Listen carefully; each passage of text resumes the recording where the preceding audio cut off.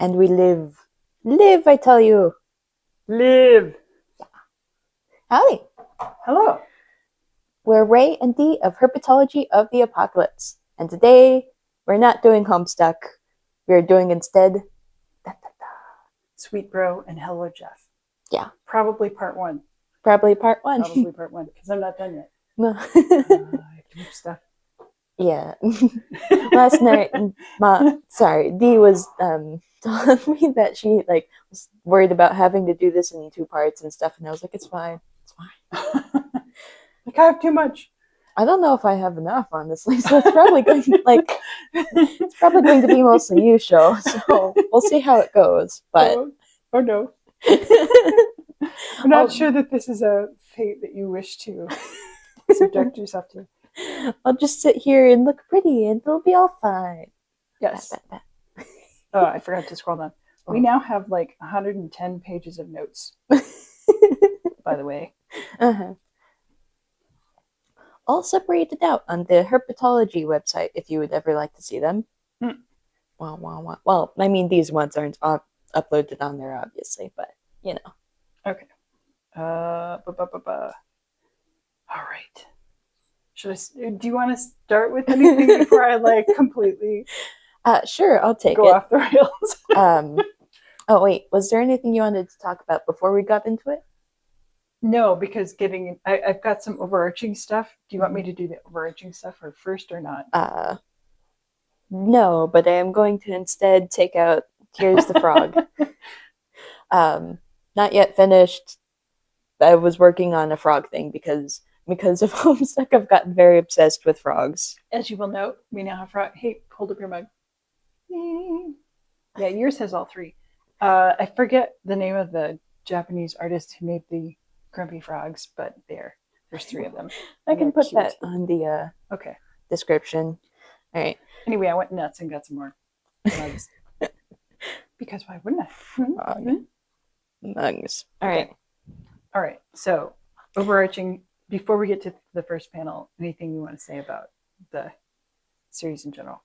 I really liked how panels were laid out, and it reminded me a lot of a Tumblr comic I had seen before called Interviewing an Angel. Wow. Okay. It's a small comic and stuff. It's kind of looks like a IKEA diagram. Like not exactly that, but the diagram of stuff. I have a picture of it if you want to see. Oh yeah. Yeah, there's dimensions on it, and it's hard to see. Sorry. Yeah. But it's by Persona 918X, and I will put it in the description because I really do think that you look at that and go, wow, there's some weird paneling things here that remind me of Sweet Bro and Hello Jeff. Yeah. Give me a sec. You say things. Okay. All right. I wanted to start first with the concept of semantic satiation. Okay. Which is when you see something or repeat it so often that it starts to break down. Like the meaning of it, the semantics of it start to go away. And I first experienced this thing when way back in the day when I think it was my dad was like, what do you want? And I said, pizza. And I kept saying the word pizza over and over and over and over again until I was like, I don't know what that means anymore. But that's a real thing. And it happens if you keep repeating something for about 30 seconds straight, it will stop making sense. I've definitely done that with reading stuff, or we both have autism. It's going to happen for us with ukulele and stuff. Oh yeah. Very true. But as we go through the panels, I just am like, that's a thing that exists. And I think it's being used on purpose. And I'll talk about it later, but I wanted to check some more stuff, which is I can't be done this time, but I need to mention it, but I can't be sure that this is why it's being done. I know it's being done. Okay. All right. So Sweet Bro and Hello Jeff in the context is written inside of Homestuck by Dave Strider, which is why we're branching off now, because he mentions it as something that he does. But it was also written starting in 2009 by Andrew Hussey inside of the Penny Arcade forum. Yeah, I saw that. Okay. And I went down, Penny Arcade. I remember Penny Arcade. Went down that rabbit hole first. It's not like it's the only rabbit hole I will have gone down this time. No. But Penny Arcade. It was weirdly influential as a webcomic at the time. Started in 1998 by Jerry Holkins, aka Tycho Brahe, as the writer, and Mike Krahulik, I'm sorry if I'm butchering the names here, as Jonathan Gabriel, or Gabe, the illustrator. Interesting side note, Jerry Holkins started out as Jerry Parkinson, but he married his wife, Brenna Holcomb, and they both changed their last names to Holkins to take part of their two last names and smush them together. Oh, cute. Pretty cute.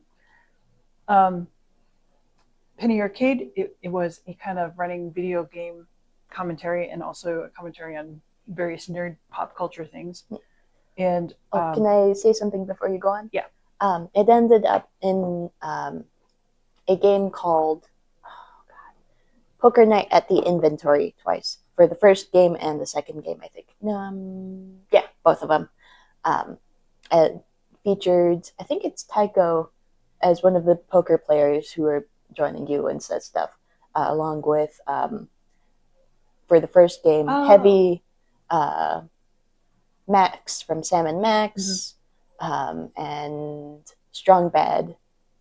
God, I can't remember what that's from. It's a comic that technically I should know because lots of people from my generation know it, but boy, have I never been like huge. It's the same one that did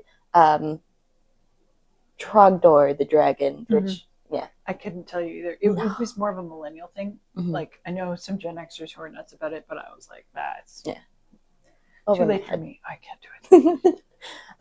There's also been a recent release or reworking or something of Poker Night at the Inventory as well. Okay. Yeah, which part of the reason why I brought that up. All right. That was all. Thank you. Okay, so the comic was about, it was a comic with sort of a plot, had ongoing characters anyway, and it was about pop culture stuff, mostly gaming, maybe not always gaming, but mostly. There's fourth wall breaking and subsets of the comic that were set inside of like different games or videos, or like the characters in that movie acted things out. Lots of violence, but it wasn't just a webcomic. I think I wrote this better later. Maybe I'll skim ahead. I was like, whew. Okay. It was, the whole thing about Penny Arcade was, it was kind of like the first time anybody had taken a thing, the comic, and stuck a bunch of stuff successfully around it.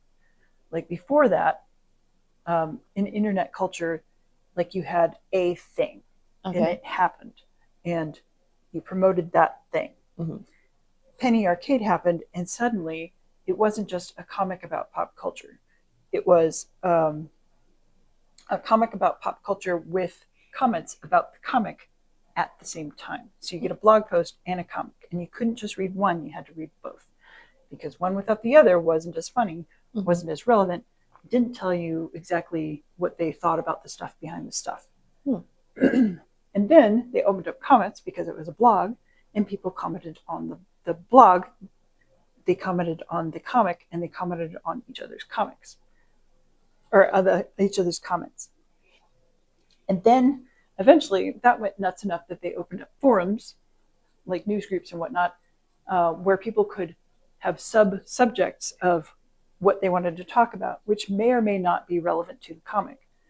But they commented on the comics, they commented on the creators, they commented on the blogs, they commented on each other, they commented on pop culture, and the creators read all of, well, a fair amount of it, and started stealing ideas from it, like not in an IP breaking sort of way, but in a let's feed this back into the loop kind of way.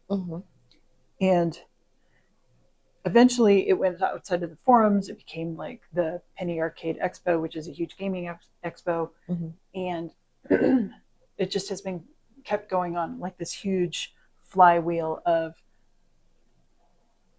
comment creation and commentary about whatever the fuck. Yeah. Right? All mixed together. It's all mixed together. And I'm probably missing a whole bunch of different complexity. Like you said, they were in a game. I'm sure there's references all over the place. They took all kinds of references, dumped it in there.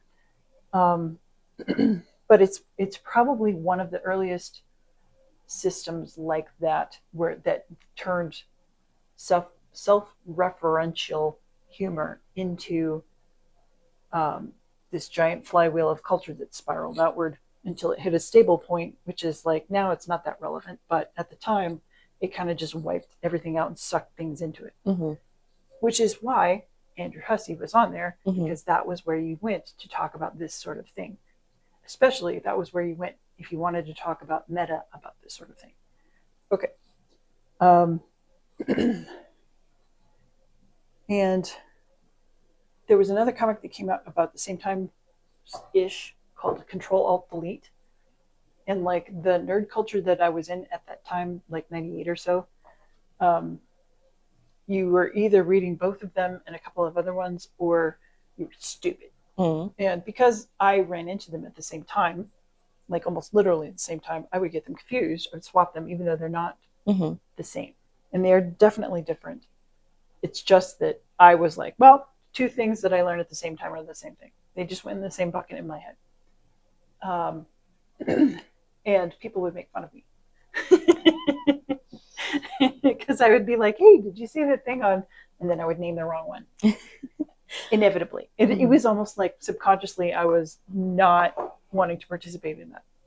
So, side note before you continue on, the lost meme is from Control-Alt-Delete. The lost meme. Yes, the line, 2 lines, another 2 lines, and then line, side line. Not a clue. Oh, okay. Not a clue what you're talking about. I probably have seen it a million times and do not remember. Like, the buffers in my head have been overwritten multiple times. Well, you're going to be getting it now. Okay. Well, give me a minute. Okay. So the fact that Sweetbro and Hella Jeff kind of parodies both of them makes me quite pleased. Because now I'm like, yes, see, here there's someone else who's like, same fucking thing. Anyway, did you find it? Yes, I did. It looks like, oh, this is the reverse version of it, I guess.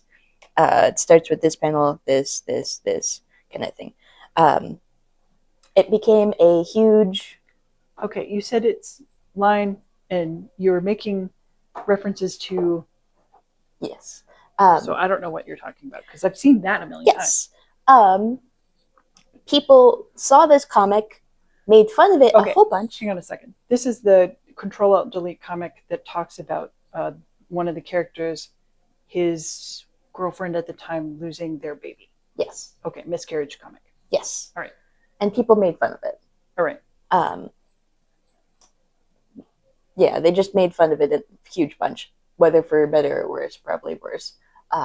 But it got so recognized that you could just put, here is the characters being replaced by lines, and just put it that format in anything, and people would automatically know you're referencing this comic kind of thing.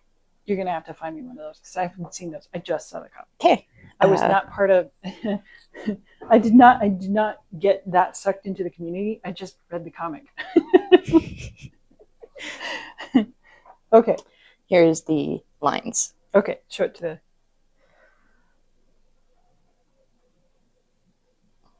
Okay. Okay.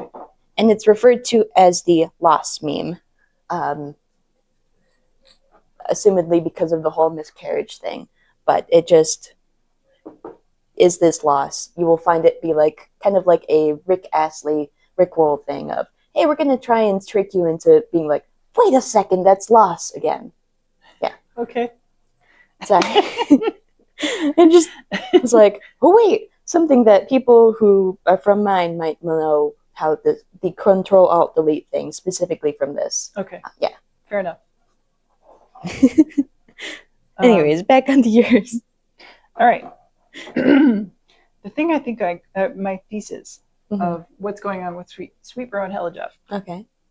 I think it points to a 1981 essay. Okay. By this guy named Jean Baudrillard. He was a French philosopher, and it's called Simulacra and Simulation.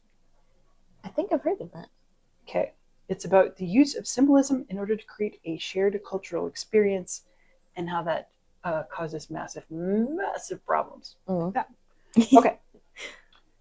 So I'm going to read the opening of the essay. The essay is probably book length, but it's just one piece of thing. I started reading it, went, this is fabulous, and then had to go back to what else I was doing. But here's how it starts. The simulacrum is never what hides the truth. It is the truth that hides the fact that there is none. The simulacrum is true. And it's a quote from, according to the book, Ecclesiastes, which is a book in the Bible. And I swear to God that the Bible does not talk about simulacra. I think I found the source for Andrew Hussey fucking up quotes. I think I like, oh, I just like when I went to go check that down, I was like, I'm gonna go down that rabbit hole, and like I saw that, and like all the hair stood up on my body. I was like, oh,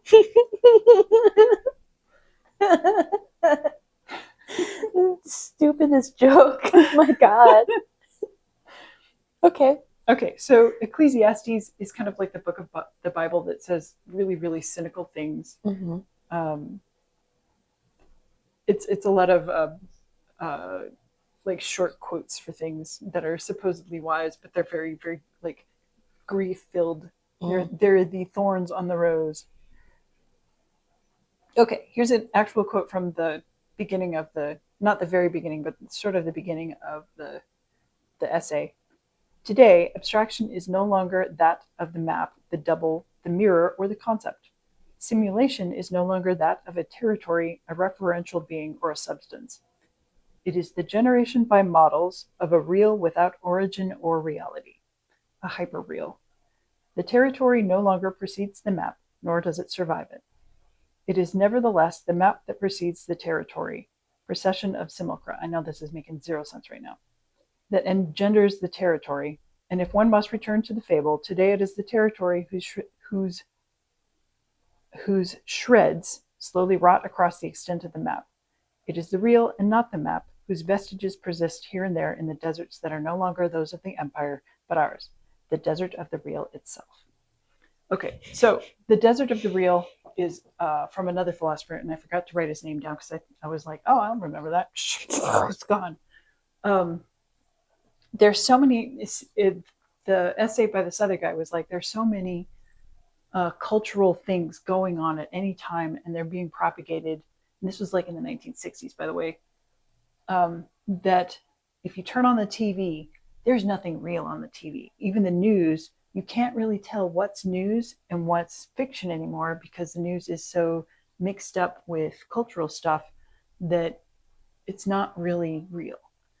Like, okay, you turn on the news and you watch the scores of a baseball game, a football game. You turn on the news and you watch a clip of a woman doing something wacky with a cat. What is the actual news that's going on? You don't know. And what is being presented as news is often fiction. It's entertainment, sports scores, or entertainment, weird thing about cats. So there are only scraps of reality that are left are like little stubs of paper out in the middle of a desert. So we're back to the desert metaphors again. Mm-hmm. Okay. That was the point of that. There's a bunch of stuff in here you're not going to get. Just note that in Simulacra and Simulacrum, he points back at the desert of the real, and like, there's just nothing out there that is real anymore. Okay. So our first guy, Baudrillard, talks about 4 stages of using signs in a culture. There's a faithful image or copy of a thing. And he says that kind of corresponds to the pre-industrial era. So like if you go to a museum and you see stuff before the 1700s, the art is going to be about trying to make things look exactly real as possible. Maybe not so real that you get confused, mm-hmm. but it's going to be like, we're trying to paint something real. We might not get it because we're never, but we're trying. Mm-hmm. And again, this is filtered through one guy's opinion, so it's not necessarily so. It's just that's what he's saying. Yeah.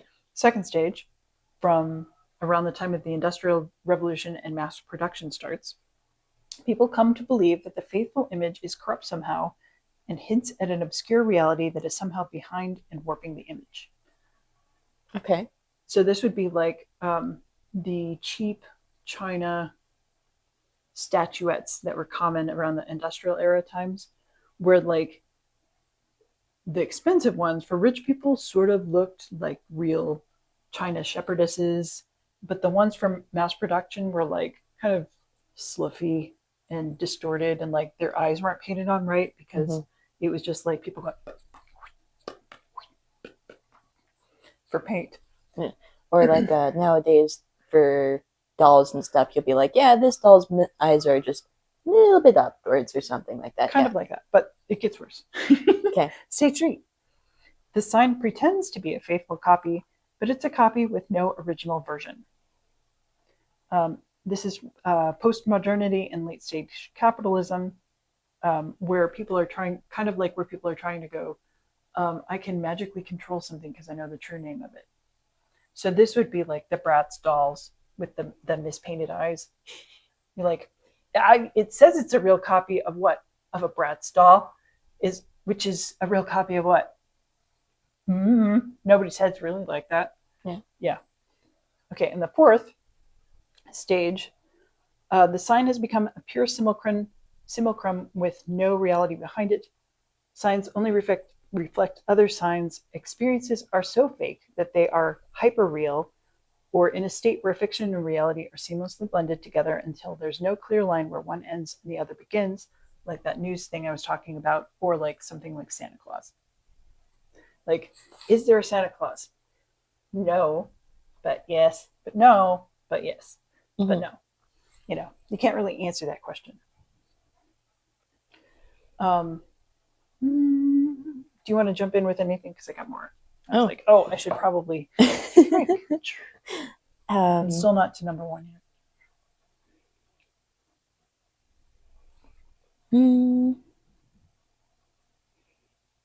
Oh, I wanted to note for the forum stuff,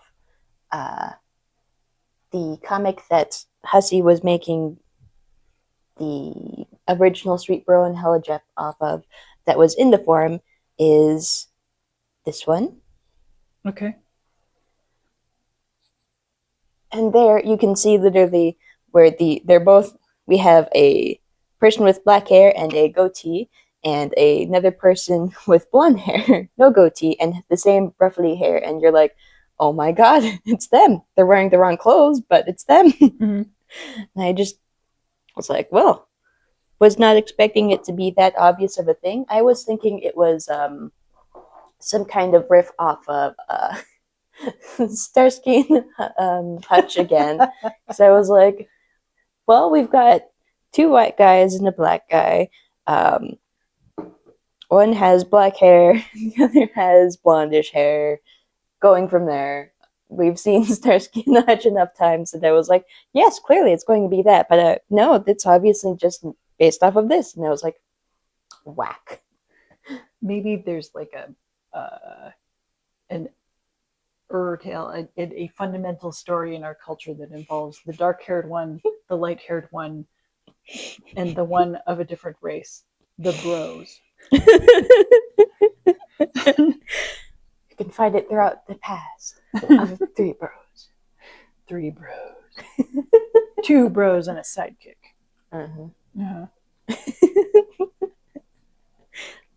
Anyways, that was what I wanted to note for that. Okay. Sorry, I really don't have any pre-front things here. Okay. I'm gonna go a next level deeper. Thank you for giving me a break. Okay. So back to simulacrum and simulation. One of the examples the guys talks about is a Jorge Borges stories. Okay. And I've talked to you about him before, but he was an Argentine writer who went blind. He wrote a lot of metafiction stories that ended up being like fundamental parts of culture now that people are like, wait, that's where that came from? Do you have any examples you want to list off? Yes, I do, because we're going to talk about one specifically. Oh. Ooh. Like the famous one is called the Aleph. Okay. It's about a guy who finds one point in the universe from which he can see every other point in the universe. Oh. So like if every time you see something that's like really deep and it goes like the Lord of the Ring things, this was right before the Lord of the Ring things with the Palantir. Mm. I think I want to say like Borges was in the 1932 1933 window and J.R.R. Tolkien was in like 1937 or 38. Mm-hmm. But I could be wrong. That could be slightly reversed. But anyway, one point in which to see the entire universe, and that ended up kind of being inside of a bunch of other fiction, like Umberto Eco puts something like that in the conspiracy theory one. I can't remember. Anyway, like you get into like a bunch of the meta stuff, and you're like, oh yeah. This we know we're in a simulation because this. Yeah. There's a story about stairs that I think you're the one who introduced me to on it. Mm-hmm. Looking through the floorboards and the stairs and being able to see all the universe and stuff from there specifically. I think I recommended that one to someone once. Is that William Slater's House of Stairs or is that something else? That might be something else. So. I don't remember. Anyways, I will look that up. I don't remember. I've sent you toward a lot of weird shit. Okay, anyway.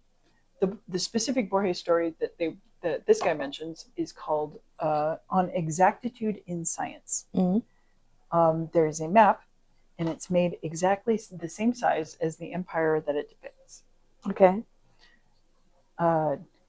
And the first generation that is making this map, they're making it for a king, and the king's like, yes, we must have an exact measurement of everything in the empire. Or an emperor is trying to, not a king. And so the first generation uses a lot of their resources trying to make this fucking map. The second generation, having starved, is like, fuck that, map, yo. Mm-hmm. Throws it out and lets it disintegrate. Mm-hmm. Underneath it is now a desert because it just killed off everything underneath it. Because it's a map. It has sealed off all contact with that which is underneath it. Okay. This story takes one paragraph. It's like this long. Uh-huh. I was going to read it in here, and I'm like, no, can't read 100% of a story and not violate copyright, so can't do it. Okay, well, what's the name of it again so I can send it off in the description? On Exactitude in Science. I have a thing to say on it in a bit. Okay. And, like, you know the way all things point to Homestuck? Mm-hmm. This points back to Lewis Carroll. The Borges story is actually working out like another short little bit that Carroll mentions in his long final poem, Sylvie and Bruno Concluded. Mm-hmm. And originally, The Hunting of the Snark was inside of Sylvie, one of the two Sylvie and Bruno poems. So it was like a poem within a poem within a poem, right? Mm-hmm. One of your favorites, right? But inside of Sylvie and Bruno, one of the characters brags about their company. Their country is so exact in the map that they've made a map that's exactly the same size as the country, but they have to keep it folded because otherwise it kills everything underneath it. So the idea is just getting passed through. Uh-huh. So I'm not going to say the thing that I was wide-eyed about earlier. Okay. That's things to talk about in the future. Okay. But the other thing that I'm going to talk about is Minecraft. Because Minecraft people will be like, okay, well, I'm just going to create an exact replica of New York. Mm-hmm. Or whatever place and stuff, and just build it. And I was like, I mean, it kind of does kill everything underneath it, but it isn't a map in the same way that like you can walk through usually these huge New York things and be like, yes, this is exactly where this would be, kind of thing. Mm-hmm. But other times they will be doing this thing that's having a literal map. But have it be flat on the ground and there's pixel art. And then they just take a map of that and then put it like a poster somewhere. So it's usually done over the ocean, so it's a flat whoop. But underneath is nothing because it's the ocean, but above is just that map. And I was like, 2 instances of Minecraft being like, yeah, we're just going to go ahead and recreate the story there, except nothing's actually dying because, well, it's a game. Yeah. Yep. Shenanigans. I'll have to let that settle. So I'm like, what stage would I think that would be stage 3 and not stage 4 because the sign pretends to be a faithful copy, but it's a copy with no original version. And it's sort of a hermetic, magical thing where naming New York is kind of feels like controlling it. Yeah. Okay. That was what I had to say about that. Okay. So we've got Lewis Carroll. His birth name was Charles Dodson. Lewis Carroll, quoted by Borges, quoted by Baudrillard, quoted by Andrew Husty. There's probably more to it than that, and it's not necessarily like a direct quote. It could just be one person, like Lewis Carroll and Borges and Baudrillard all consciously can pass the information from one to the next because they say so. Hussey can just be like, I'm taking the pulse of the cultural zeitgeist and going, copies are fucking weird. And he takes it to the next logical step and through Homestuck or through Sweet Bro and Hella Jeff, which I think is much closer. Yeah. Yep. Okay. So, once you make a sufficiently complicated map of what you're doing, the difference between making a map and making a real thing goes away. You're supposed to consume whatever it is as if it were a real thing. Okay. And it sounds weird, but it makes a lot. I had to carefully type this out. It makes a lot of sense if you're thinking in terms of a comic strip that makes fun of comic strips that themselves are influenced by weird feedback loops across internet forums. The whole penny arcade thing. Penny arcade thing. So, like at that level of copy of a copy of a copy of a copy, you're like, I can only appreciate this for what it is. I can't really even track how satirical it is anymore. Like, so Dave Strider going, hi, I've got some irony for you, and making this is, you kind of just have to take it on the face of it because the layers of complexity for copying are so messed up that it's hard to track where you're coming from. Yeah.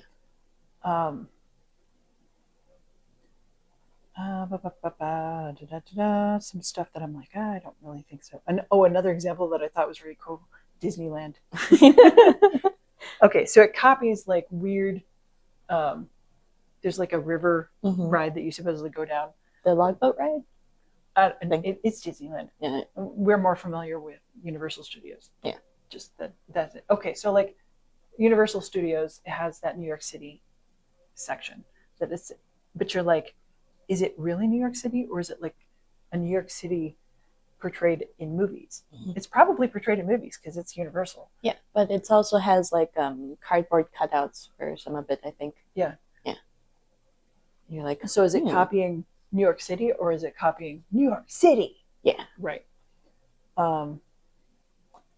Another example that mentioned, I was like, aha, suburbia. It's hard to tell where the fiction ends and the reality begins. Why do we do it this way? Oh, we're doing it this way because fill in the blank here, but the real reason is racism. We're going to drive out people that we don't want. We want to be able to control neighborhoods. We want to set up uniformity.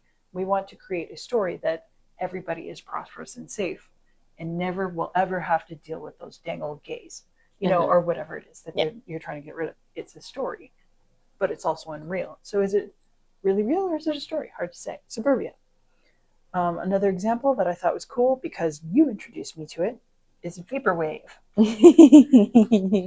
which is taking supposedly nostalgic music of the 80s and 90s and breaking it up until it no longer means what it sounds like it means.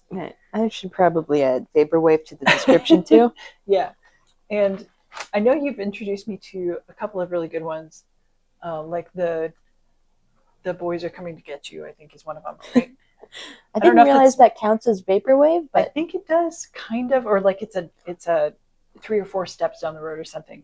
But the one that I listened to that I was like, oh, that's what you're talking about is by Chuck Person, his song B4.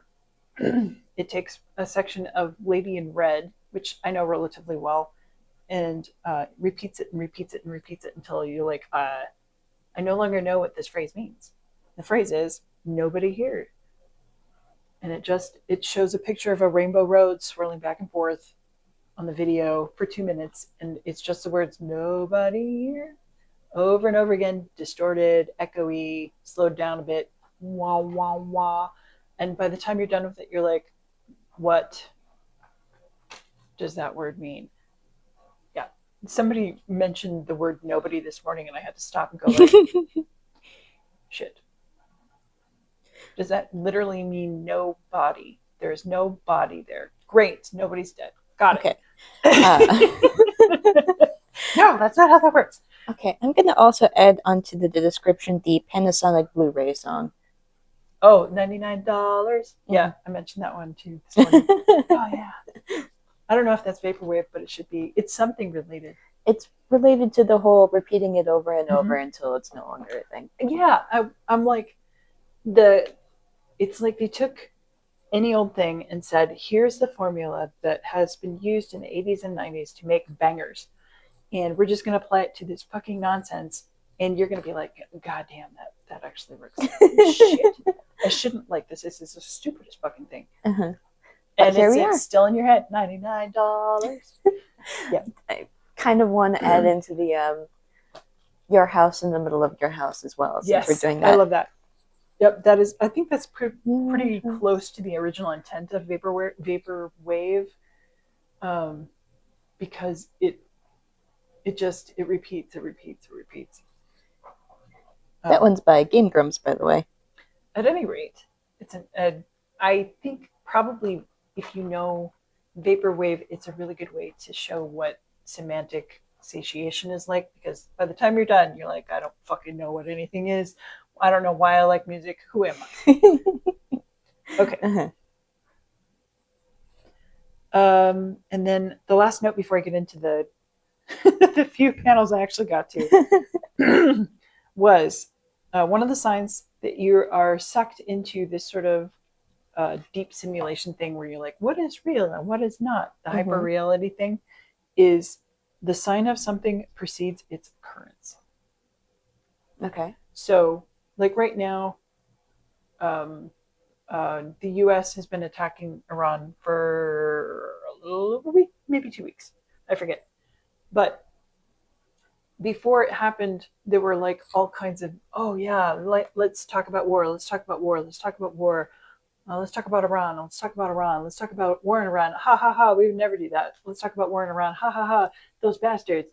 And it's just kind of like the news cycle, because I watch the news, or rather I sort through Google News and various other sources to get like a broad range of news.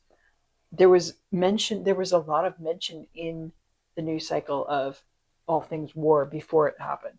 And so when it happened, I was like, who is surprised now? Nobody. Oh no, everybody's surprised. I'm like, they said, this is what we're going to do. This is what we're going to do. We're testing the waters to see what everyone will put up with. It's like that whole, I'm just joking until I'm not, right, kind of thing. Yeah. Side note, that reminds me of another of the Sam and Max things, the Telltale games. There's a song specifically about war, how it's glorious and good for me and you, that kind of thing. And I just... That sounds like a Sam and Max thing. I don't know them real well, but all right. I'm going to be sending that to you later, but I'm also going to be including it in the description. Okay. It's a pretty upbeat song and stuff, but yes. I mean, this is Sam and Max, the same people who are like, yeah, we're just going to make a mobster song and make it so glorious and fun. And I'm just like, yep, it's on my playlist. There's the mobster song that's so glorious, Mac the Knife. Okay. Da, da, da, da. I can't. I'm not singing today. My voice is too rough. But it's from the Three Penny Opera, which was like an anti-everything play by Bertolt Brecht, based off of some other stuff, but he was the one that added the banger music. Mm-hmm. And then the war thing, that reminds me of The Producers, which is a Mel Brooks film. You should probably write that down because you haven't seen that one yet. But it's about two guys that make a musical about Hitler. Mm-hmm. And one of the songs is Springtime in Germany, and it's about Hitler. Springtime for Hitler and Germany, or something like that. I haven't listened to it recently enough to remember the tune exactly. But when they play it straight, they wrote it straight. The guy who wrote it straight.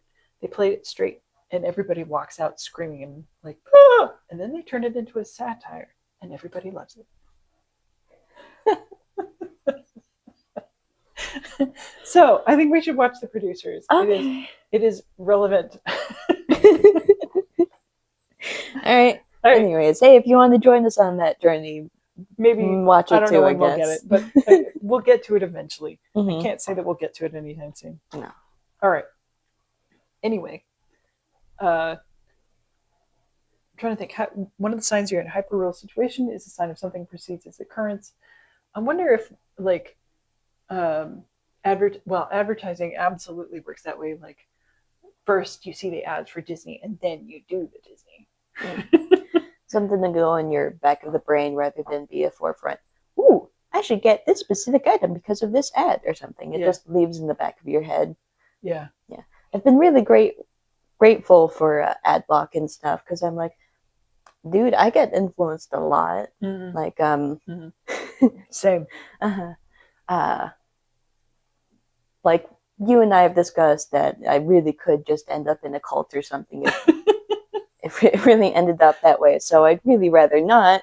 And also, I just have to put up things like, hey, avoid certain things so you don't get sucked into it and stuff. Like drugs. I'm not going to go into the drugs because I know I'd get sucked into that kind of thing. It's not going to be fun. Yeah, very quickly, not fun. No.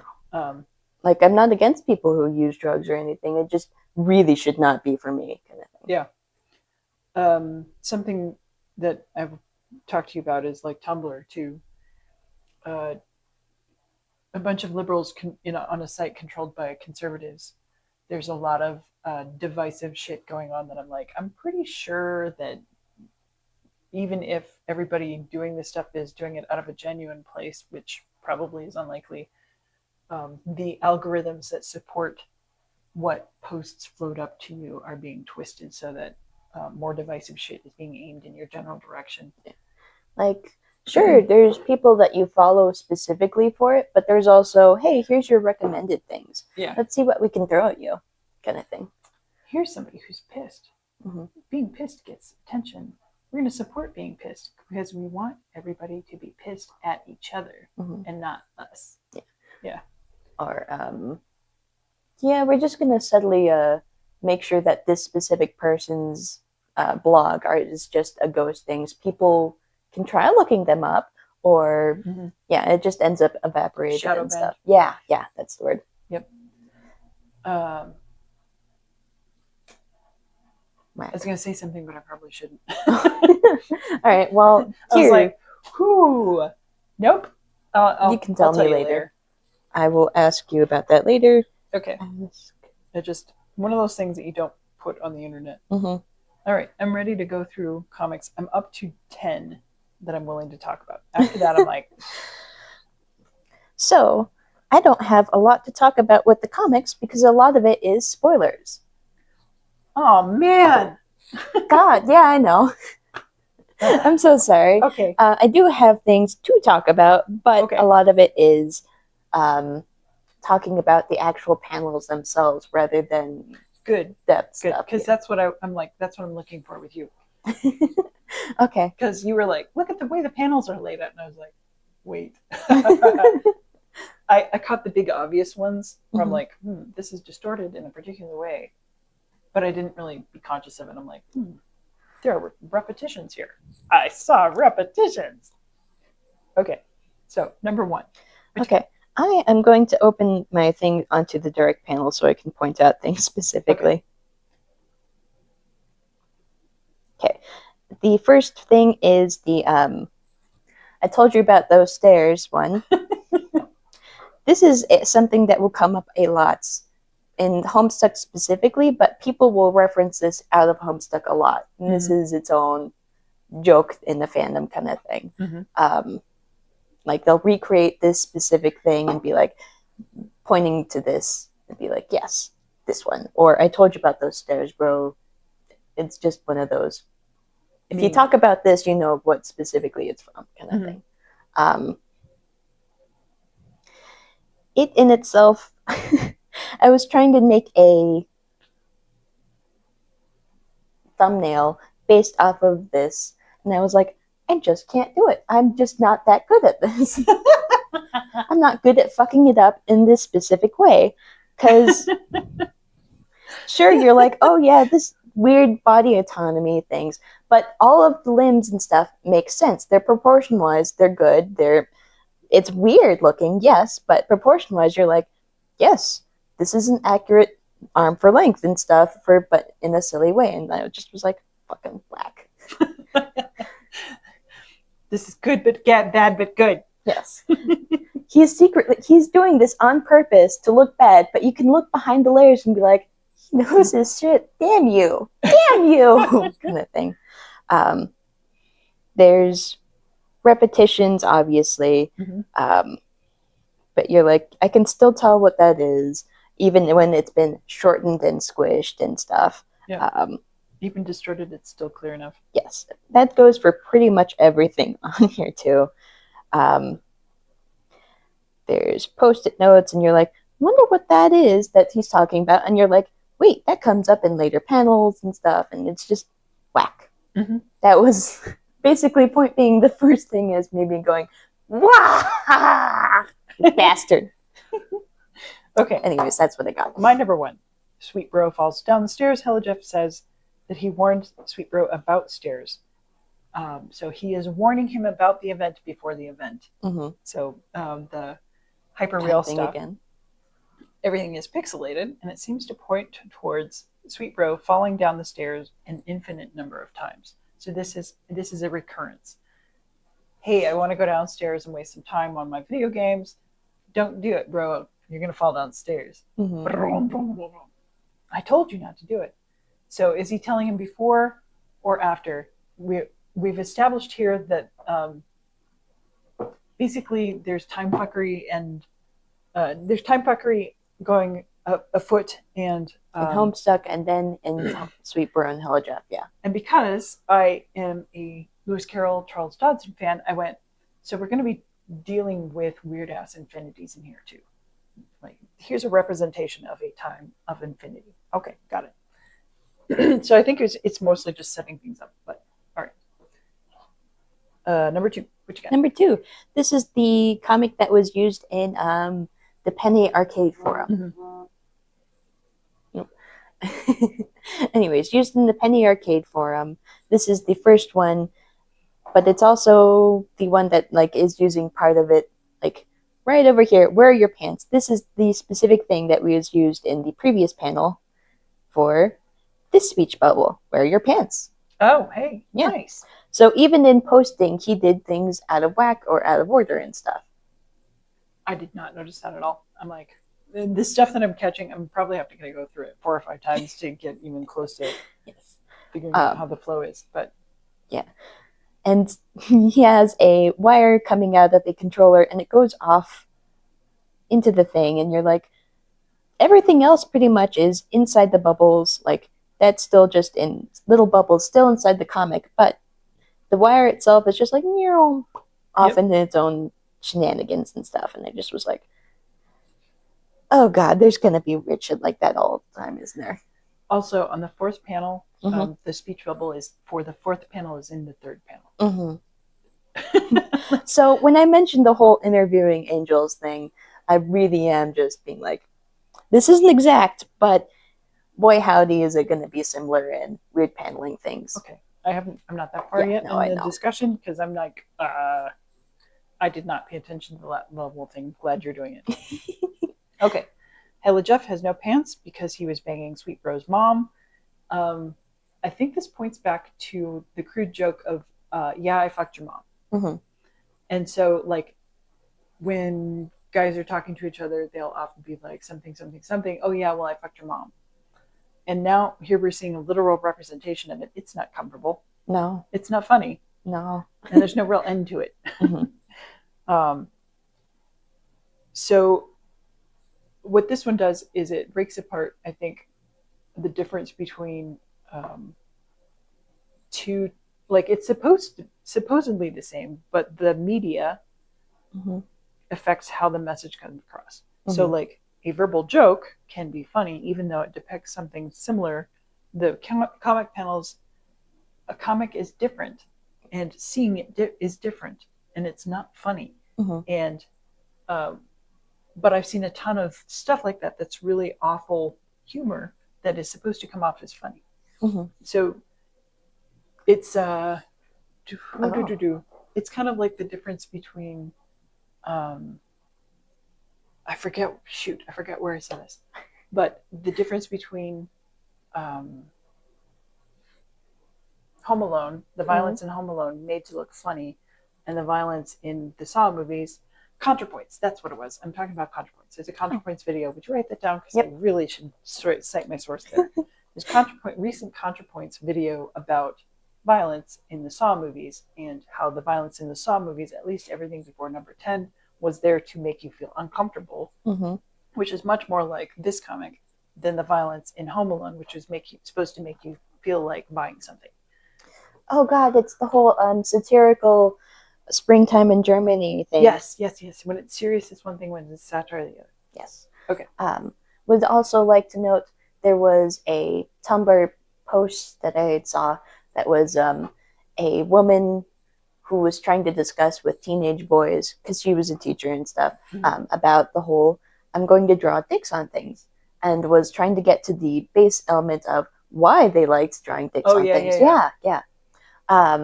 And it got to a point of asking the whole but why thing that they got uncomfortable with it. They didn't want to discuss it further because they were like, well, maybe we don't want to discuss dicks here, even though they're drawing it on everything. Yeah.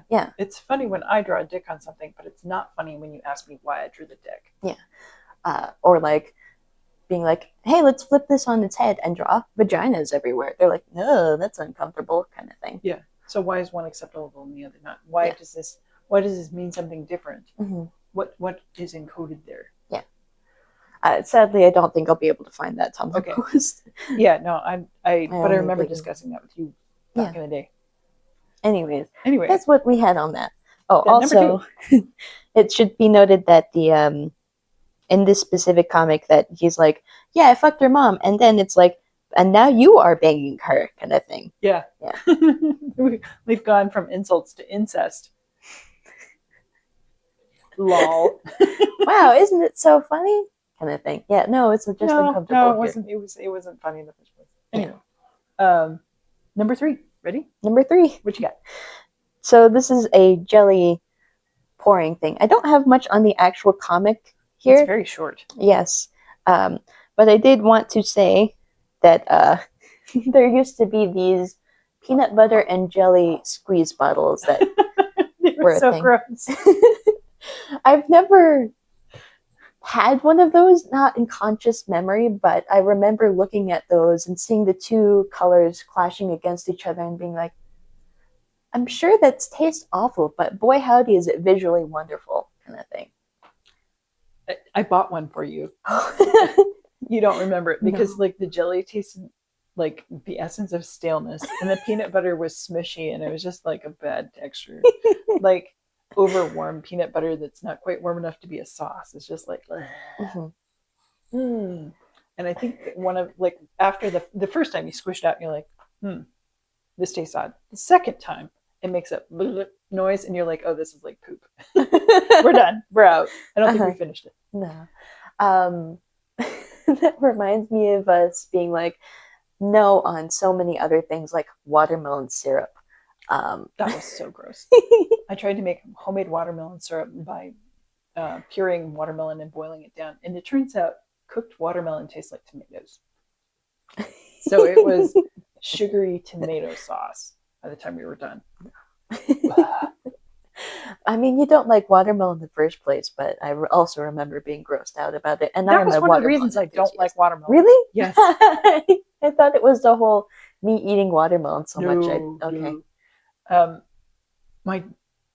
My dad, like if my mom said, "Hey, go into the grocery store and get something for the kids, but don't get watermelon gum," all he would hear was "get watermelon gum." Like either he intended to piss her off or something, but so like the smell of watermelon gum equals fight. So it's unpleasant. I don't like it, and I can't tell if it's because it just is a weird chemically smell or it has something to do with watermelon fights.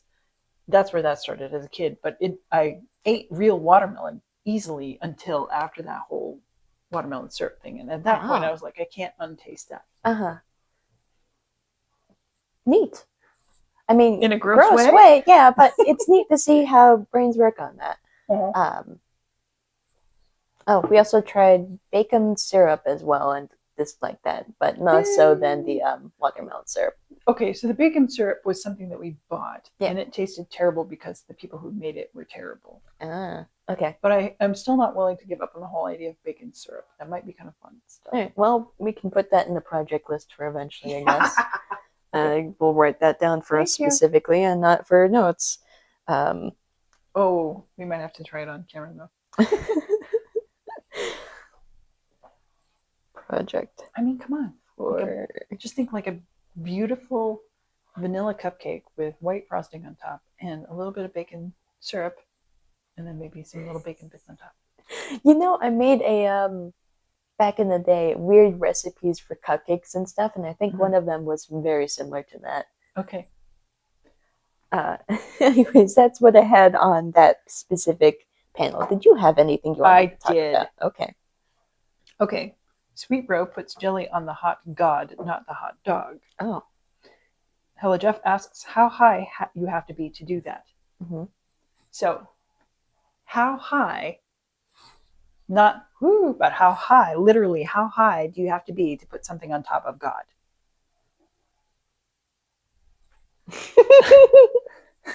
Okay. So I said, I have no idea. I can't answer that. But first tell me how high up God is, and I'll tell you how high stoned you need to be to get there. Okay. Okay, so another one where I'm like, that's some pretty deep fuckery. Now we're bringing gods into it on already panel number 3. Okay. Sorry, I want to say one thing before we continue onwards or such. Fallout New Vegas, there's a DLC called Dead Money, I believe. There's a super mutant character in there who is named both God and Dog. Not specifically based off of hot dogs. It's one of those situations of where I am both beginning and end kind of thing, except the biggest thing and the worst thing. Well, not worst. The servant and the master kind of thing. I think I'm always going to think of that with a flip kind of thing, like with the word being flipped and stuff. But it's... no, actually, I'm going to leave the thought there. Sorry. Sorry. All right. Okay, panel number 4. Yes. What you got?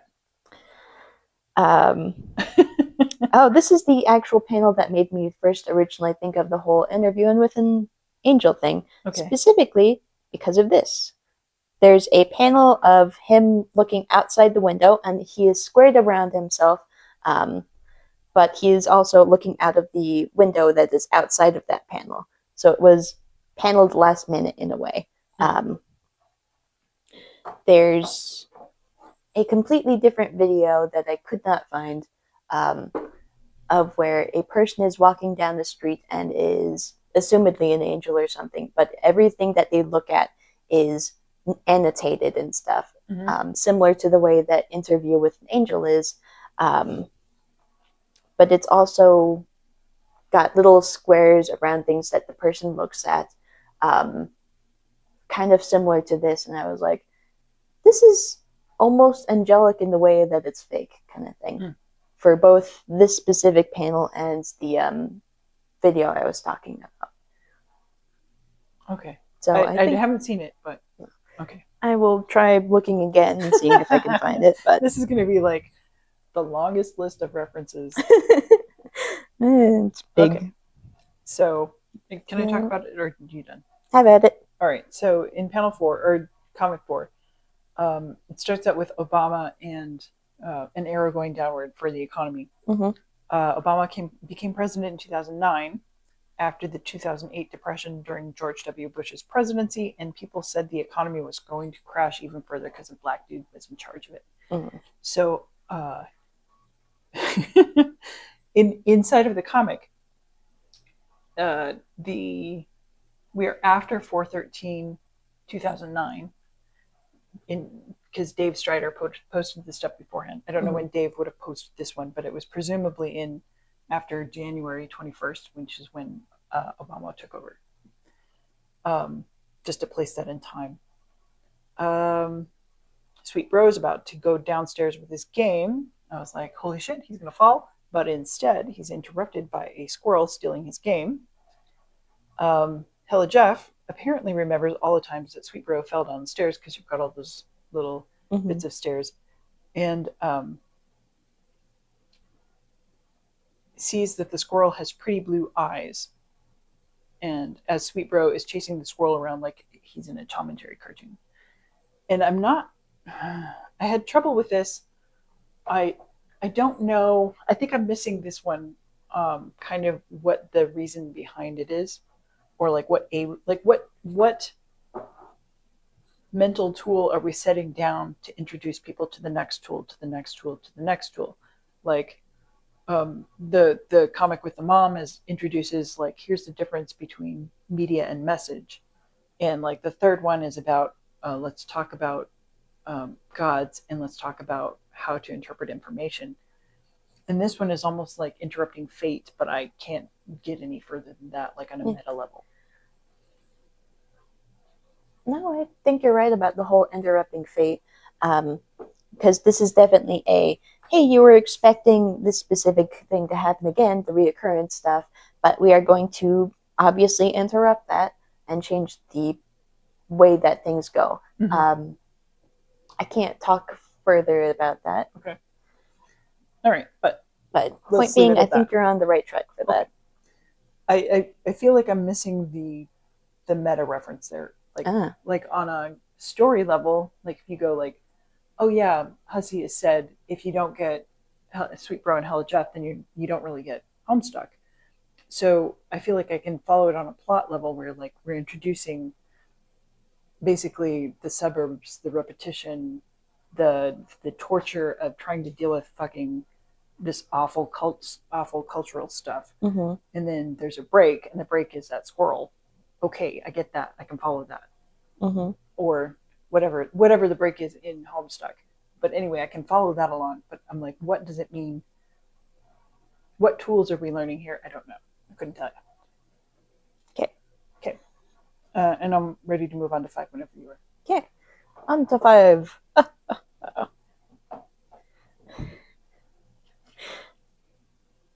I think this was specifically the panel I was looking at and going, oh God, I can't copy this. I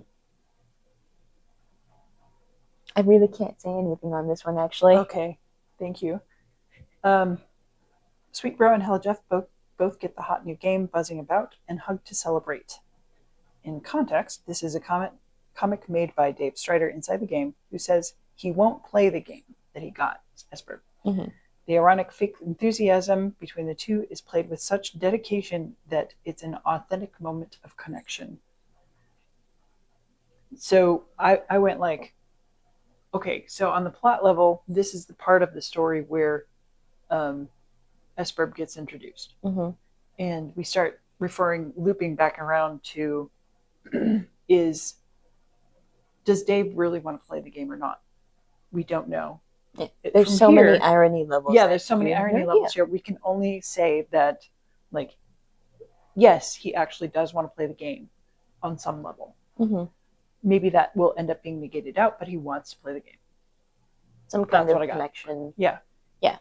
And this is the one where I was like, the tool here is you can't tell at what level the irony within the irony within the irony is. It's too complex, so you can only take it at face value at this point. Yeah.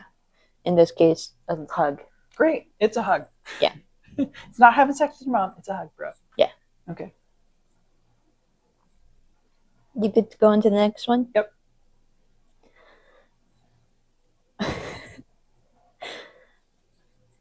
So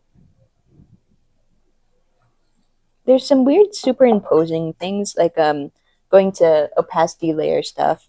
Mm-hmm. Like there's down here, which is a previous comic. I can't tell. I think it's this one, but I'm not sure. It's on the third panel of the 6th comic. Yeah. Okay. But it's obviously the panel being covering over something else, literal layers, opacities being changed and stuff. Kind of like on South Park when you can just see the mouse move, but you're pretty sure that that is the head that's been recycled from 30 seconds ago. Yeah. Yep. But sloppily done, so you can see where it's being done. Yeah, like the layers being peeled back, and you're like, oh, weird. Yep, weird. I have no idea about the whole basketball thing. I'm going to be honest here. I'm sure you do. I do. Yeah. But we also see here I can never remember which one is Sweet Roland or Hella Jeff. One of the characters, the blonde one, is Hella looking... Jeff. Hella Jeff, okay. He is looking through the basketball backing thing in his little red backboard in the little red square and stuff, almost as though he is being paneled twice in a think kind of thing. And then we see another version of him being zoomed in on that in a very creepy way, and you're like, yeah. But also, his hair has been changed to be brown and stuff, and his skin color has been changed. And I was like, that's Andrew Hussey, right there. That's Andrew Hussey. He's making fun of himself right there, kind of thing. Really? Yeah. He just does this kind of thing of where he puts himself into the comic. And you're like, okay. I had no idea. We haven't seen it yet in the Homestuck. Okay. But here he is in this Sweet Bro and Hella Jeff and stuff. He is being an outside viewer, and he is being probably creepy, but you're also like, yep, he's very obviously here. Okay, if you know the joke, then you know that's the joke. Yeah. Okay. My comments on here, Hella Jeff gets tickets to a basketball game and watches a slam dunk from behind the glass of the backboard. So this goes back to the simulation and reality thing. He is confused about what's simulated and what's real, but reverse normally. Normally, it's like, oh, you can't tell what's fiction anymore. Hella Jeff is at the point where he can't tell what's real anymore, and he doesn't realize he's about to get his face fucking... Even though he's protected by the glass, it's not a TV screen. It's not a computer screen. Stuff is really happening over there, and it will really affect him on the other side. There have been many times when Michael Jordan, who I'm sure is part of the inspiration for the character, has gone up and hit that glass backboard so hard and jerked on it at the same time that it shattered the glass. So I think that's what's going on there, is the confusion between what is real and what is not. And Hella Jeff is like, this is just like a video game, and it is not. God, I would have never even thought about that. Thank you. Yeah. Number 7. Number 7.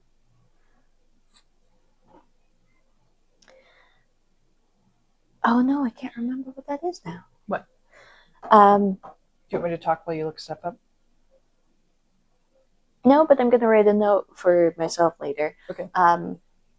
There's weird paneling going on in this per usual, but I'm looking at specifically the repetition ones. This one is reminding me of not a comic necessarily, but of a ARG, where there's a fake screensaver thing, and there's little characters on an island, and they're doing evil shit to each other. But it's also being presented in a comic, and it's vaguely the paneling is similar to this. Okay. All right. Can I talk? Or yeah, have at it. Okay. This is the 7. A new friend, Jeremy, is introduced, but has no interaction with the comic. He's a distraction. Hella Jeff interrupts Sweetbro to ask him for help to find his socks, which are laying out in the open. This is a distraction. While Sweetbro is bitching about the socks, Hella Jeff steals the car and sinks it into the water. There's a lot of distraction going on. The repeated images of the car sinking into the water for a while and then not. Like, it only goes so far. Either Hella Jeff has not driven into water that's deep enough, or it's showing that this isn't the first time he's pulled this shit. So, to me, I both think I think it's both. Like, this is a comic about what distraction means and what it's distracting you from, and the fact that the people who are doing the distraction may not fucking know what they're doing. Yeah. Okay. And it's being repeated over and over and over. Yeah. Yep. Great. Okay. Yes, agreed. All right.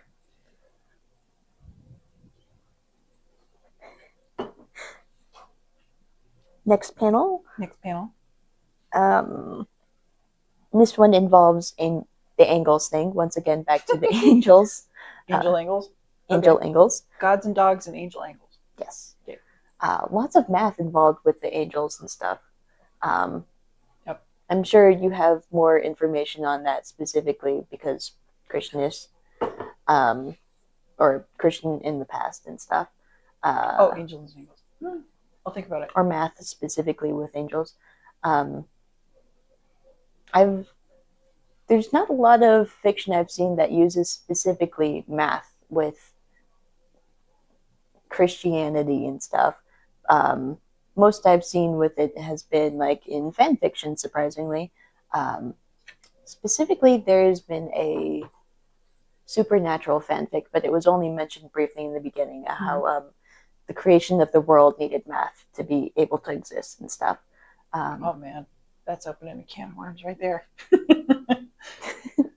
Sadly, it did not go very much farther than that on how the math interconnected with the creation of the universe and stuff. But it sticks in my brain how, like, a lot of the time, math and science seem to be so shoved away from the angelic and stuff that I'm like, that's kind of weird, isn't it? Kind of thing.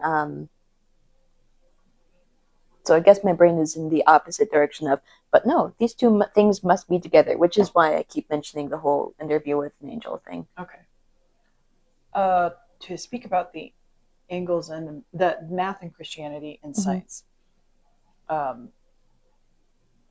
One of the things that culturally we don't talk about much because it's kind of taboo is the fact that modern science and modern magic, not stage magic, but like people's beliefs about magic, they come from the same root in alchemy. And that's a casual way to say it because like, oh yeah, the alchemists, they were early scientists. No. It just gets fucking weird. A lot of this I pull out of a very disputed text called The Art of Memory by Francis Yates, which I've babbled to you about before. But it starts kind of with, what is that guy? Giambattista Bruno, I think is his name. But an early scientist who got burnt at the stake for being a heretic. And it wasn't that he was heretical about science per se that got him burnt alive. He was burnt because he was dabbling in stuff that, if you believe God is true, meant that he was trying to change God. So that's pretty heretical. Like, I'm trying to edit God by working out a bunch of math that will influence God to remake the universe the way I always will have wanted it. So like just about of time and space. Oh, the whole magic thing you're talking about with it's being a code thing. Yeah. Right. Yep. So like he was like, if you can hold the entirety of the universe in its true form, in the true nature of its language, which points back to this semantic stuff that we were talking about today. Mm-hmm. If you can describe the universe accurately enough and group things together in the right categories in just the right way, then you will have been able to access your way up and up and up insight from humanity at the bottom of the insight pyramid up through various circles of angels. And so you will be able to control this angel that does this thing. And eventually you will be able to be able to be God in a sense of understanding. And to understand God is to be God and flow back down and change reality. So they set him on fire, which is, from that perspective, kind of fair enough, I guess. Understandable. I mean, from us now, we're just like, dude, what the fuck? But back then, understandable, I guess. Yeah. So the angels and angle thing, it's huge. It's just fucking huge. It's just like we're back to the Gnostics again at best. So yeah, I think the angles and angels things is valid. It's not maybe intentional to go that deep into it. Maybe it's just a type of like these words are similar. Why? But I think given other things that we've read in the Homestuck thing, they're like, well, probably there's some, at least a cultural root thought there where if you think this and you're in this culture, then you're kind of pointing back to something whether you know it or not. Like you don't necessarily know that you're pointing back to Lewis Carroll all the time. Yeah. Like if you say something like Curiouser and Curiouser, you don't know that you're quoting Lewis Carroll because you're just kind of quoting things that you've heard. Yeah. Right. Anyway, I don't know if it's conscious or not. I suspect it is, but all right. Can I talk about this more? How about it? All right. Sweet Bro is trying to drink some milk. The back of the carton shows a picture of a skater that is probably Tony Hawk. It's hard to tell because nobody can recognize Tony Hawk. Tony Hawk looks in the mirror and he's like, nah, bro. Yeah. It vaguely looks like one of those missing milk things as well. Yes, and it looks like a missing person. I think it was also used, this specific image, in the Game Bro. I think so too. Yeah. Yep. The March cover. Yeah. Sweet Bro talks about getting his pour on, which sounds a lot like advertising text from fucking 90s and aughts. It was just that's cheesy. He asks what angle he's supposed to use, what angel he's supposed to use. The next panel is not really a panel, it's kind of an interstitial panel that's been flipped and folded. So we see what angles he's supposed to use. He is supposed to use the folded one. And let's see if I can point to it right there. It's really just a folded up image of the previous panel. Hella Jeff watches from outside Sweet Bro's house like a stalker. And then there's an exorcist moment where his head turns 180 degrees and he sees the gray squirrel of disruption. The images of the characters are obviously clipped from other panels and the backgrounds are scribbled out and replaced with something else. And my question here is, what the fuck happens to Tony Hawk?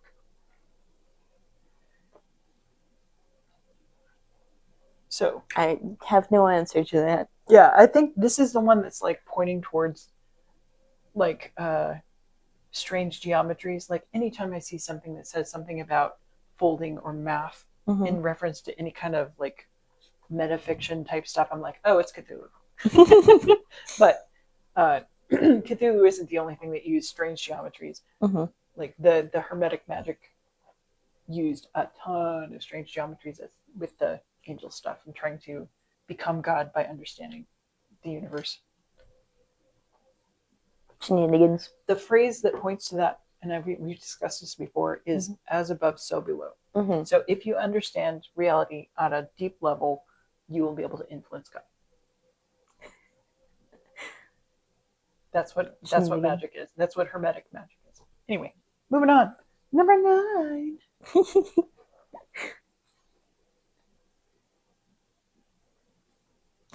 What do you got? Oh, neat. Aha, that's what it was. Okay. So this one's a bit of a weird thing for me to comment on. Mm-hmm. He has a speech bubble, except he uses the tail for the speech bubble as the actual pen tool. And he's just screenshotted that rather than just having a usual speech bubble tail and stuff.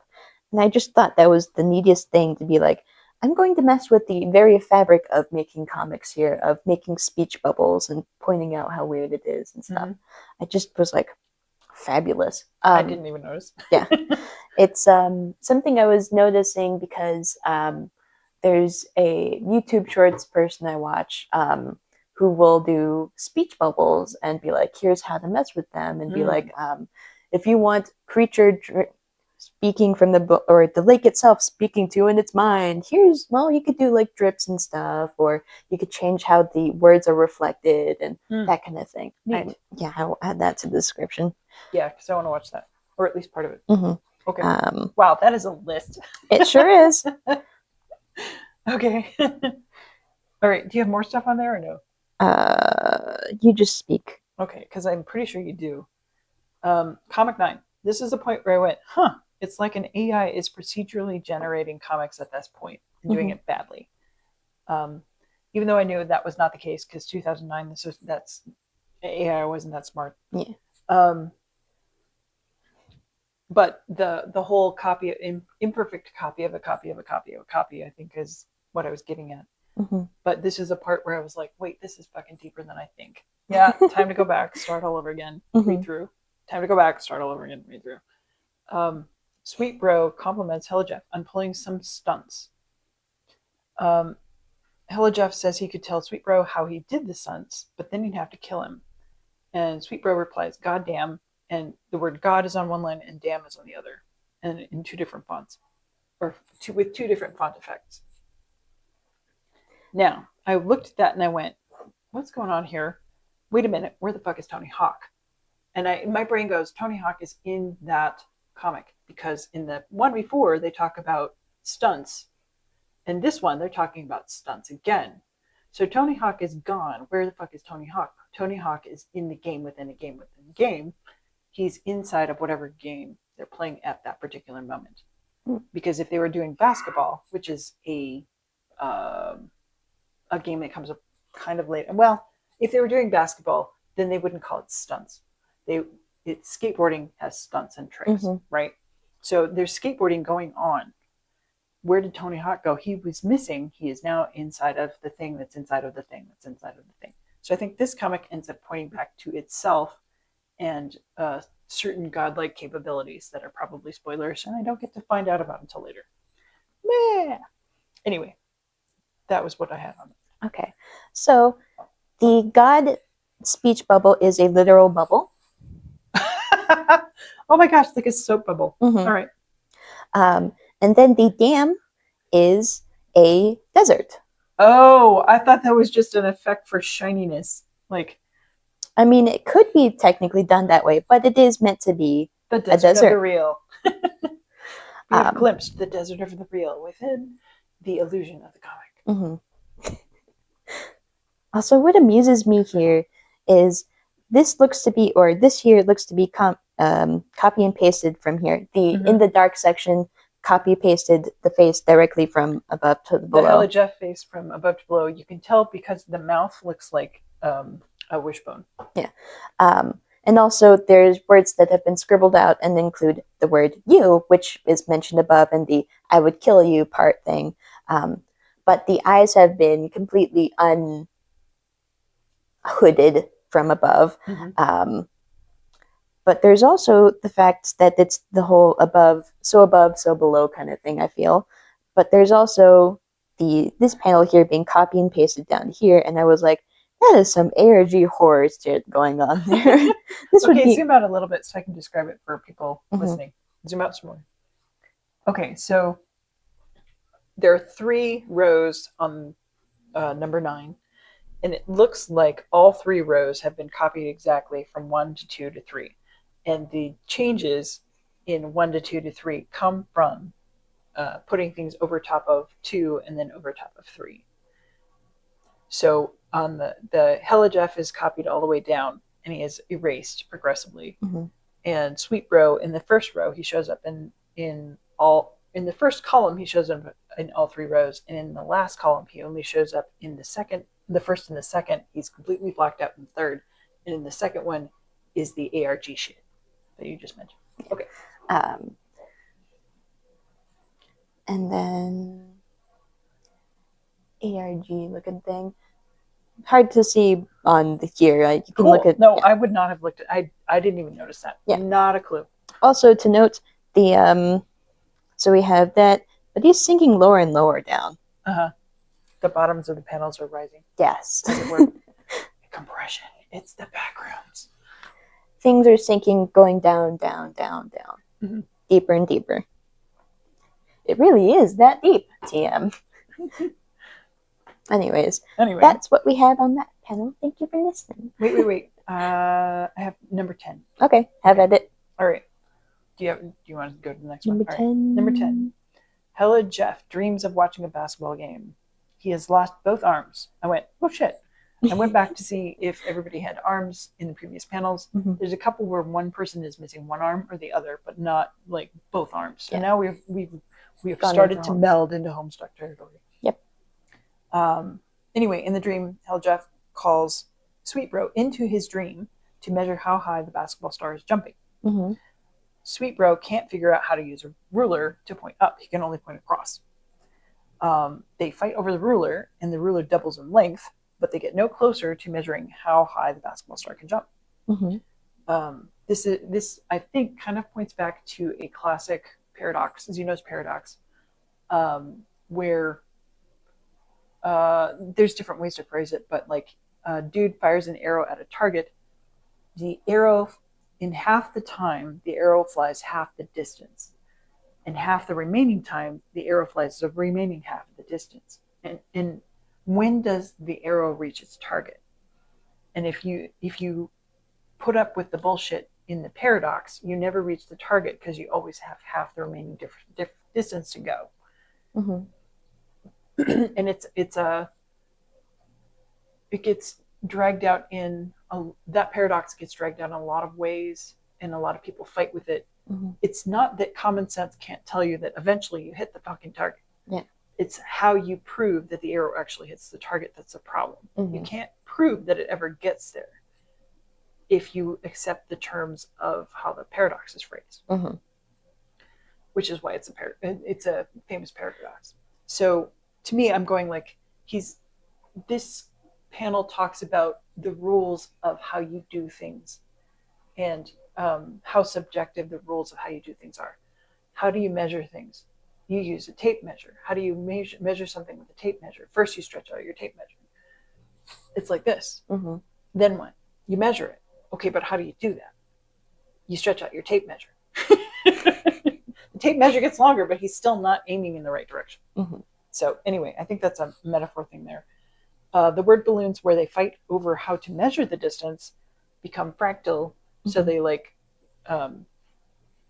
the pattern of them is one pattern, and underneath it is 2 sets of that pattern, and underneath that is 4 sets of that pattern, and so on. And they just get smaller and smaller and smaller, like Zeno's paradox, until presumably there is an infinite number of panels to try and measure how to measure the distance there. Mm-hmm. But the thing is about fractal stuff is that it can be an infinite number. You can't determine how many times you use the fractal pattern, but you can use a math formula to describe the fractal pattern's pattern. So it is therefore measurable. So how do you measure Zeno's paradox? To Hussey, it's fractally. Mm-hmm. Okay. Anyway, at any rate, Hella Jeff wakes, and he's delighted, either by the sexual innuendo of fighting over a ruler that gets longer, or by the wonky math. We're not sure. Okay. I have things to say on that. Okay, awesome. Except it's a bit weird. So, one, this is a literal frame panel. Literal frame. The last panel where Hella Jeff wakes up and he's delighted. Yeah. So we're back into what's real and what's not there. Mm-hmm. Okay. So this is Andrew Hussey again. How do you know? Skin color and hair color, as well as like the shape of the hair. Okay. The above ones are not Andrew Hussey because it's the wrong skin color. Got it. It's pink. Mhm. Or, well, it's kind of a more reddish salmon color. Yeah. Versus the lower one is a yellow skin color. Salmon versus banana. Salmon versus banana. Yes. Got it.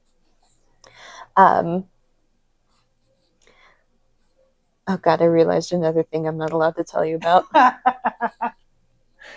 Anyways. I'm happy and sad. I'm so sorry.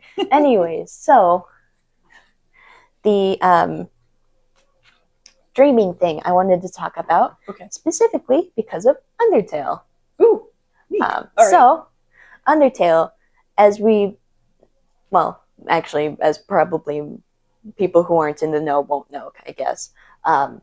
Undertale started because of a dream, but it was not itself the dream. It was instead Deltarune that was the dream.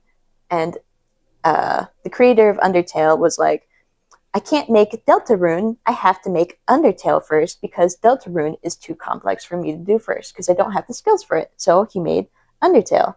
And Undertale was made in Andrew Hussey's basement. Mm-hmm. Later on in Undertale, there's a section of... this is spoilers for Undertale, by the way. I'm not as invested in Undertale. I'm good. No, this is for... This is for people who are not D and have not heard me talk about Undertale 1,000 times. Hey, there's spoilers for Undertale in this.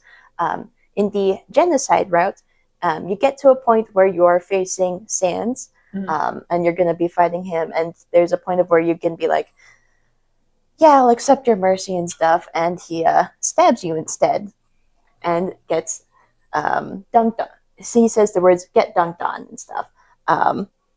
And we are literally getting the character dunked on here. That's the name. Dunk. Oh my gosh. Get dunked on. And I'm like, I'm pretty sure the whole get dunked on thing is a reference to this specific comic here. Okay. So, I mean, Andrew Hussey and Toby Fox, they've got a whole bunch of things that they're just going to reference each other. Like, we'll see later stuff where Toby Fox has given Andrew Hussey things like music and stuff. Mm-hmm.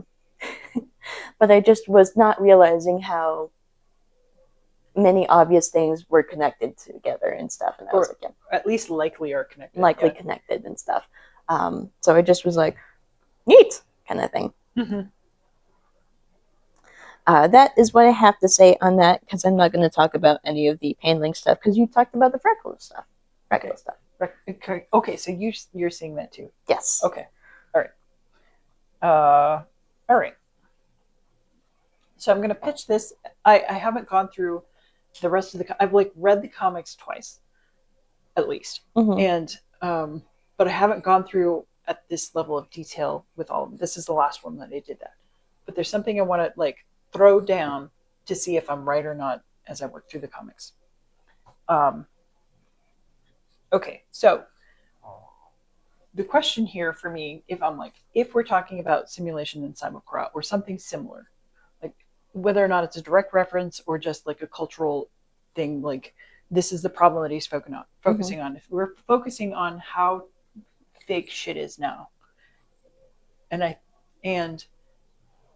the Homestuck is not just about how fake shit is now, it is about how to get out. Mm-hmm.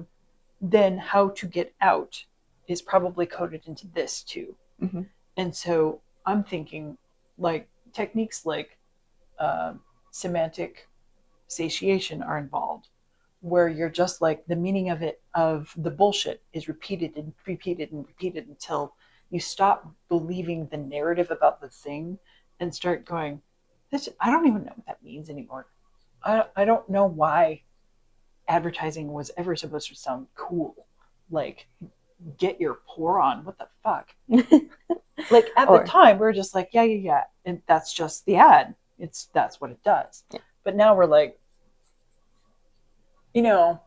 or Got Milk. This isn't referenced in specifically Sweet Brew and Hell Jeff, but Got Milk used to be a pretty common advertisement thing. And I'm like, sure, I got milk. What the fuck does that mean? Yeah. Why is this supposed to make me how is this supposed to make me buy milk? Got milk? Are you out of milk? You should get some milk. How about milk? Milk, milk, milk, milk, milk, milk, milk, milk, milk. Milk, milk, milk, milk, milk, milk, milk, milk, milk, milk, milk, milk, milk, milk, milk, milk, milk. Got milk? Milk? I don't know. Do I or do I not have milk? What is milk? Right. How is that an advertisement? Right. So if he is trying to build something else right now, I think Sweet Bro and Hell Jeff is about decaying, disrupting, unmeaningfying the like what that culture was. Like the stuff that he hated in 2009, he's like, this is all bullshit. How do I get other people out of it? How do I give people the awareness that this is bullshit? I can't say this is bullshit, because that doesn't stop the bullshit narrative. It just is me saying this is bullshit. How do I destroy that meaning and replace it with something authentic? And so I think the Sweet Bro and Hell Jeff will be that. This is the template for. He said it's like where we get memes from, but what are the memes in Homestuck intended for? I think it's the memes is a level of anti-meme. Like, we're just going to destroy memes. We're going to destroy your ability to think this thought. But I'm like, oh, anti-memetics, we've discovered them. This is what they look like. Sweet Bro and Hell Jeff locked up in the basement of SCP. Those bastards, they should let it out. Anyway, also, I think, like, as a function, Homestuck talks about clowns. It talks about harlequins. Harlequin, the character. It talks about all of these kind of comedic characters, but I don't think it ever says jester. No, I don't think it does. Or at least it hasn't so far. Yeah. I think what we are pointing to is that the point of this comic is to jest. A jester was supposedly, like, I don't even know if this is like a real thing or just a story that we tell each other about it in modern times because we need this character to exist. A jester advised a king to do the right thing, to make sense, but also they were fucking slapstick.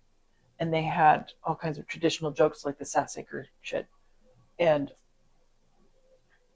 their function was both to mock the king and support the kingdom by fart jokes. So I think the connection between the basic humor elements in Sweet Bro and Hella Jeff are supposed to be like the most basic, obvious representation of a jest. Sweet Bro and Hella Jeff is a jest. It is a joke meant to advise the king not to do the stupid fucking thing. I warned you about those stairs, bro. I warned you about those stairs, bro. That's what I got for today. I think that sounds amazing. We'll go with that. Thank you. I was also like, this is a personal thing. While I was reading the Sweet Bro and Hella Jeff stuff, I've mostly seen it through YouTube for all of Homestuck and all that kind of stuff. And I've seen it being jokeified while people are reading through it and stuff. But reading through it myself, I was like, yeah, I can see why people would actually read this if this was a real thing and just enjoy it. Because I'm just sitting here enjoying the paneling and being like, wow, that's fucking weird. Neat kind of stuff. Yeah. Like, I was being all in the beginning of this, being like, he knows what he's doing. He's fucking with this on purpose. And I just am amazed by it, kind of thing. It's like a class. Yeah. Yep. For me, it's not a class in how to draw panels, but I'm assuming for you it is, because that's your area of interest and expertise. And mine is more like philosophy shit. So. Yeah, it's been really fun looking at these. Yes. So I the first time I looked at these, I'm like, what bullshit is this? And now I'm like, I'm a convert. That's fine. There are fanfics out there that are talking about Sweet Bro and Hella Jeff being a movie and stuff, and being like, oh, we didn't even get to that. Anyways, talking about it as a movie, and how secretly it is talking about future things and, or not future things, sorry, discussing the world as a turn of view and stuff, and I will include them, but I don't think they actually get into the depths of how it is, just that it is and stuff. So I guess if I know you wrote a supernatural thing of like, hey, how, yeah. I'm not assuming you're going to make a Homestuck one, but if you ever did, I think it would be on Sweet Bro and Hella Jeff kind of thing. Yeah, probably. Yeah. But I think I would want to wait until we were further along because I'm like, I'm pretty sure I'm missing huge chunks, and I'm pretty sure that I'm inserting huge chunks. Yes. That I will be clear about later. Yeah. But like I said, there's a lot of things that I'm avoiding talking about because of spoilers and stuff. But I'm just already listening to you talk about this stuff and being like, ooh. And I'm both about what you're saying about the philosophy stuff and the paneling stuff along with me and being like, neat. Like with the Tony Hawk stuff. He's not here. He's fucking sucked into another layer. Yeah. He's on the client side, man. He's not the server. The thing and the thing and the thing. Yeah.